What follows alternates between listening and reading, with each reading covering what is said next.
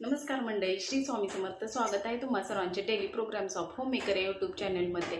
थंबनेलवरून तुम्हाला समजलं असेल की आजचा व्हिडिओ कशाशी रिलेटेड आहे. तर दिवाळीमध्ये आपल्याला एक सेवा करायची असते. दिवाळी येण्यापूर्वी 8 दिवस अगोदर आपल्याला ह्या सेवेला सुरुवात करायची असते. तर बऱ्याच ताईंची कमेंट होते की आम्हाला म्हणजे दिवाळी संचाची सेवा काही समजलेली नाही किंवा कशी करायची असते, तर त्याच्याशी रिलेटेड एखादा व्हिडिओ करा. तर म्हणूनच हा आजचा व्हिडिओ केलेला आहे. तर चला व्हिडिओला सुरुवात करूया. व्हिडिओला सुरुवात करण्यापूर्वी सांगत आहे की मी कोणत्याही प्रकारचं महाराजांविषयी किंवा काही मार्केटिंग वगैरे करत नाही. तर मी ही सेवा केलेली आहे, मला याचा अनुभव आलेला आहे. काही नवीन सेवेकरी आहेत, त्यांना ही सेवा करायची आहे आणि त्यांना देखील अनुभव घ्यायचा आहे. पण भीती वाटते कसं असतं, आपण पहिल्यांदा एखादी गोष्ट करत असत तर त्याची आपल्याला कोणतीही मती गोष्ट असे ना का, तर त्याची भीती वाटत असते आणि समजत नसतं की कसं करावं, काय करावं. आणि त्यांची खूप रिक्वेस्ट होती म्हणून मी हा व्हिडिओ बनवलेला आहे. तर केंद्रामध्ये आपल्याला हा दिवाळी संच भेटतो. तर याच्यामध्ये काय काय साहित्य आहे आपण बघूया. तर इथे गोमूत्र आहे, त्यानंतर गुलाबजल आहे, धूप आहे, दशांग धूप म्हणतात त्याला, कमळगट्ट्याची मणी, पिवळी मोहरी, नंतर रक्षा आहे, पिवळी मोहरी आणि रक्षा, नंतर हिनात्तर आहे, नंतर उटणे आहे, सुगंधी उटणे, पंचगव्य आहे, आणि एक माहितीपत्र आहे. याच्यात सगळी माहिती दिलेलीच आहे, पण तरी पण काही जणांना पटकन नाही कळत, नवीन असतात त्यांना, तर म्हणून त्याच्याशी रिलेटेड आपण हा व्हिडिओ करतो. तर कशी सेवा करायची, तर ही सेवा का करायची. घरामध्ये सतत आजारपण, कटकटी, कर्जबाजारीपणा, कितीही पैसा आला तरी तो टिकत नाही. पैसा असा येतो आणि असा जातो. मग घरामध्ये शांतता नांदावी आणि आलेला पैसा स्थिर राहावा, याच्यासाठी ही सेवा असते. आणि बाकीच्या सेवा आपण महिन्याला करतो, दर महिन्याला करू शकतो. तशी ही सेवा आपल्याला दर महिन्याला नाही करता येत, ही वर्षातून एकदाच सेवा करता येते. आणि म्हणूनच जे कोणी नवीन सेवेकरी असतील तर त्यांनी आवर्जून ही सेवा करावी आणि याचा अनुभव घ्यावा. मी ही सेवा करते, याचा अनुभव आहे. आणि अजून कोण नवीन असतील तर त्यांनी नक्कीच ही सेवा करावी आणि याचा अनुभव घ्यावा. आणि हे बॉक्स फक्त 101 रुपयाला मिळतं केंद्रामध्ये. जर समजा एखाद्याला नाही 101 रुपये देऊन पण आपल्याला हे बॉक्स घ्यायला नाही जमलं तर कशी सेवा करायची हे मी तुम्हाला व्हिडिओमध्ये पुढे सांगणारच आहे. तर व्हिडिओ स्किप न करता पूर्ण व्हिडिओ बघा. तर आपल्याला याच्यामध्ये साहित्य काय होतं ते बघितलं. तर या साहित्याचा उपयोग कसा करायचा ते मी सांगत आहे. तर हे आहे सुगंधी उटणं. तर सुगंधी उटणं आपल्याला 24 ऑक्टोबरला सेवेला सुरुवात करायची आहे. तर आंघोळ करताना आपल्याला उटण्याने आंघोळ करायची आहे, ह्या उटण्याने आंघोळ करायची आहे. त्याच्यानंतर आहे पंचगव्य. हे पंचगव्य आपल्याला आपल्या आंघोळच्या पाण्यामध्ये चिमूटभर टाकायचं आहे. या पंचगव्यामध्ये काय काय आहे, गाईचं शेण आहे, दही आहे, तूप आहे, गोमूत्र आहे, असं 5 द्रव्यांनी म्हणून हे पंचगव्य बनलेलं आहे. तर याच्यामुळे काय होतं, आपल्यावरती जे काही निगेटिव्हिटी असते, आपल्यामध्ये जी काही निगेटिव्ह असते, किंवा कोणी एखादी बाहेरची बाधा वगैरे झालेली असेल, किंवा आपल्यातील काही जी निगेटिव्हिटी असते ती बाहेर निघून जाते. म्हणून हे पंचगव्याने रोज आंघोळ करायची आहे. ते झालं. आंघोळ करून आल्यानंतर आपण महिला नेहमीच घराच्या बाहेर रांगोळी वगैरे काढत असतो, देवपूजा करत असतो, रांगोळी काढत असतो.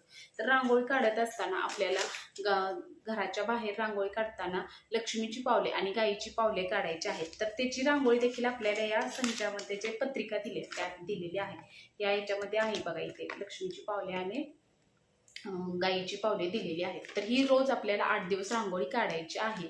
आणि पांढरी रांगोळी काढली तर त्याच्यावरती नेहमी हळदी कुंकू टाकायचं आहे. तर बऱ्याच महिलांना माहिती आहे, पण जे कोणी नवीन असतील त्यांच्यासाठी सांगत आहे.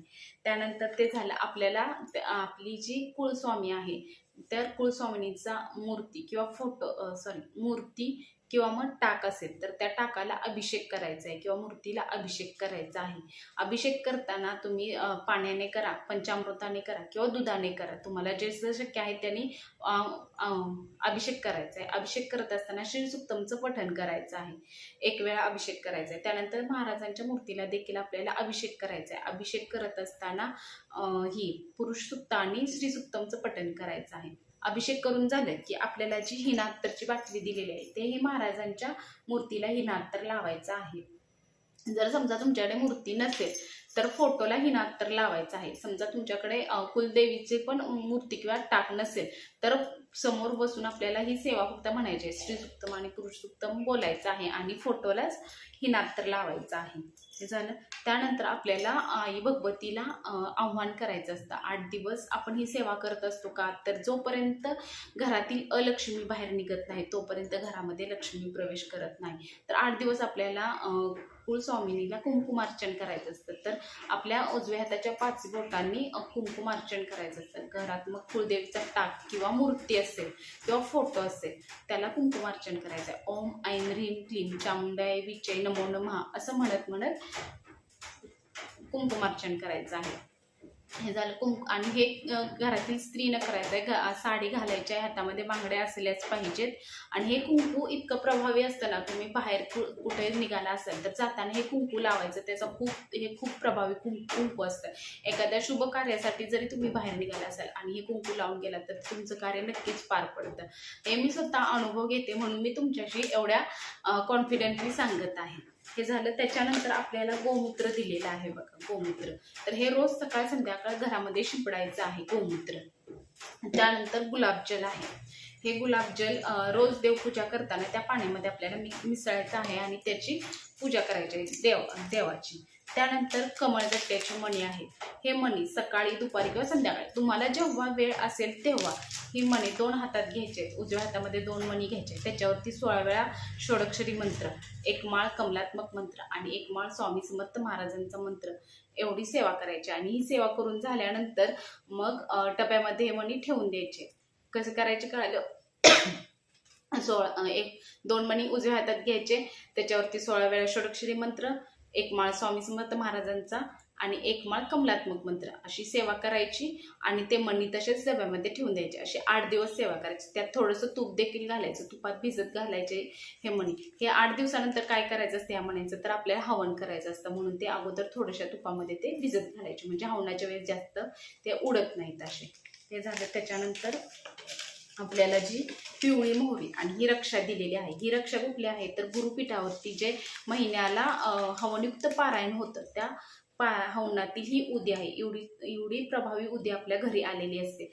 तर ही पिवळी मोहरी आणि रक्षा ही उजव्या हातामध्ये घ्यायची आणि 11 वेळा काळभैरव अष्टक, 11 वेळा वल्गा सुक्त म्हणायचं आहे.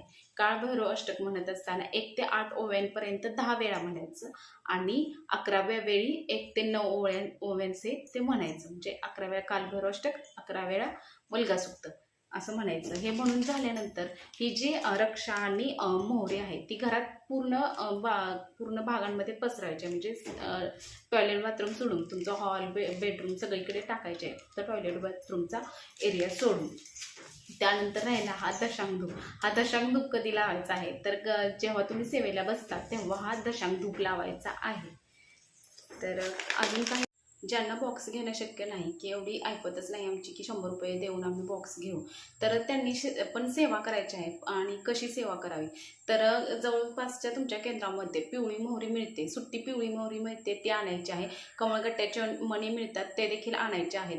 तर ते आणल्यानंतर तुम्हाला फक्त आता रक्षा मिळणार नाही, तर तुम्ही रेग्युलर जेव्हा सेवा करता तेव्हा अगरबत्ती तर लावतच असाल. मग त्याची जी रक्षा पडते तर ती रक्षा घ्यायची आहे आणि पिवळी मोहरी घ्यायची आहे आणि त्याच्यावरती सेवा करायची आहे. आणि कमळगट्ट्याची मणी काही तुम्ही केंद्रातून घेऊनच याल, तर त्याच्यावरती अगोदर जशी सांगितली तशी सेवा करायची आहे. आता या कमळगट्ट्याच्या मण्यांचं काय करायचं, तर या कमळगट्ट्याच्या मण्यांचं हवन करायचं असतं आपल्याला. लक्ष्मीपूजना दिवशी आपल्याला हवन करायचं असतं. तर त्याचा लवकरच व्हिडिओ येईल की हवन कसं करायचं, काय करायचं ते आणि कोणत्या वेळी करायचं, हे लवकरच मी तुम्हाला सांगेन. हवनाचा विधी जर सांगत बसले तर अजून व्हिडिओ मोठा होईल. ऑलरेडीच व्हिडिओ खूप मोठा झालेला आहे आणि अजून हवनाची जर माहिती दिली तर व्हिडिओ अजूनच मोठा होईल. तर त्यामुळे हवन कसं करायचं हे मी तुम्हाला पुढच्या व्हिडिओमध्ये सांगेन.